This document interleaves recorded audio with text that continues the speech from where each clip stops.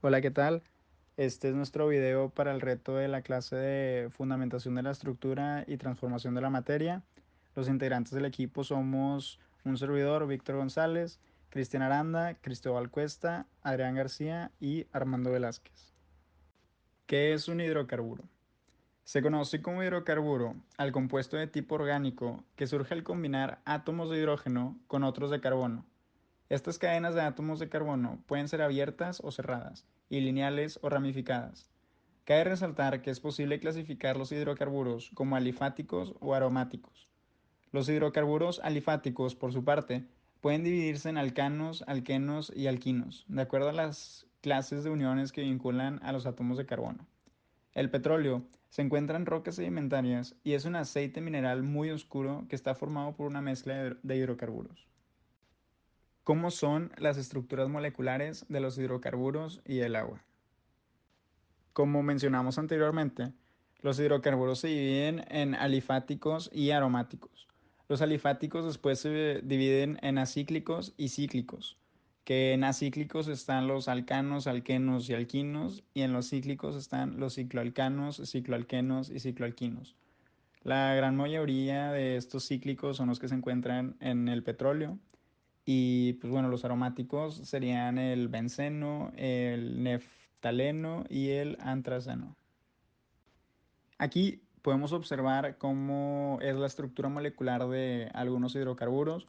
Como se puede ver, los alcanos tienen enlaces sencillos, los alquenos tienen enlaces dobles, los alquinos tienen enlaces triples y los aromáticos tienen la característica de tener una estructura cíclica y plana. Estructura molecular del agua.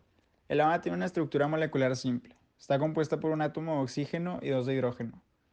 Cada átomo de hidrógeno se encuentra unido a través de enlaces covalentes al oxígeno por medio de un par de electrones de enlace. Este enlace se halla que el hidrógeno, al dar un electrón al oxígeno, queda con una carga positiva, y el oxígeno, al recibir un electrón, se queda con una carga negativa. Para entender mejor la situación problema, necesitamos conocer las propiedades físicas y químicas de los compuestos involucrados. Por un lado tenemos el agua, que puede presentarse en estado sólido, líquido y gaseoso. Es incolora, insípida e inodora y posee un punto de congelación de 0 grados centígrados y un punto de ebullición de 100 grados centígrados. También tiene un punto crítico que se conforma por una temperatura de 374 grados centígrados y una presión de 217,5 atmósferas.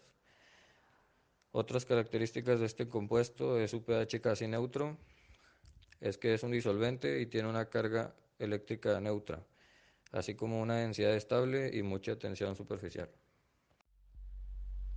Por otro lado tenemos a los hidrocarburos, los cuales su punto de fusión, su punto de ebullición y su densidad dependerán del largo de la cadena de carbonos, así como su número de enlaces. Es por esto que hace que estas características sean variables. Los hidrocarburos son apolares y se oxidan cuando hay oxígeno, aire o calor. Hidrocarburos, polaridad, solubilidad, densidad y viscosidad. La polaridad de la molécula depende de la estereoquímica del alqueno. En los isómeros geométricos, el isómero cis, por ser más polar y acomodarse más perfectamente en el retículo cristalino, generalmente presenta punto de ebullición más elevado y punto de fusión menor que el isómero trans. La solubilidad, los hidrocarburos, por ser compuestos apolares, no se disuelven en agua, sino en solventes no polares como el benceno, éter y cloroformo. La densidad es más liviana que el agua. La viscosidad, más viscoso, si la temperatura aumenta, disminuye su viscosidad. Agua, polaridad, densidad y viscosidad. Polaridad. Las partículas del agua son polares, esto es, tienen carga negativa y positiva, por lo que tradicionalmente se ha considerado un disolvente universal por muchos tipos de sustancias.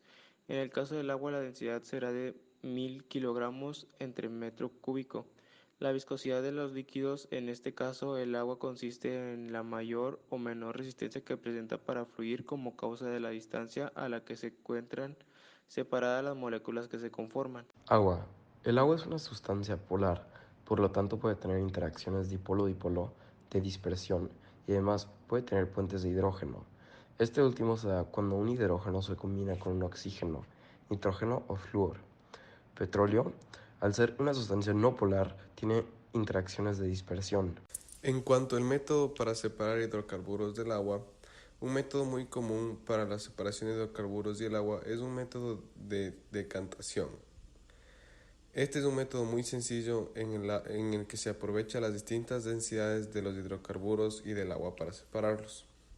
Los hidrocarburos son más livianos que el agua, por lo tanto se quedarán en la superficie y el agua se quedará abajo. El siguiente paso es la coalescencia, el cual es un proceso químico en el que hay dos fases denominantes prácticamente idénticas en composición, que entrará en contacto para crear un dominio de la fase mayor. Finalmente, se hace el paso llamado boya de obstrucción, en el cual se impide que los hidrocarburos salgan y regresen al agua. Aquí tenemos la reflexión, que consiste en analizar el impacto ambiental y social de los derrames de petróleo. El impacto contaminante que tiene en el agua es inmenso, ya que si las sustancias no son limpiadas correctamente, pueden estar mezcladas con el agua por muchos años y seguir siendo contaminantes tóxicos para el consumo humano. Y también para las criaturas marinas viviendo en esas zonas, esto quiere decir que pueden provocar migraciones animales, además de muchas enfermedades a los humanos de la zona que consumen este tipo de agua.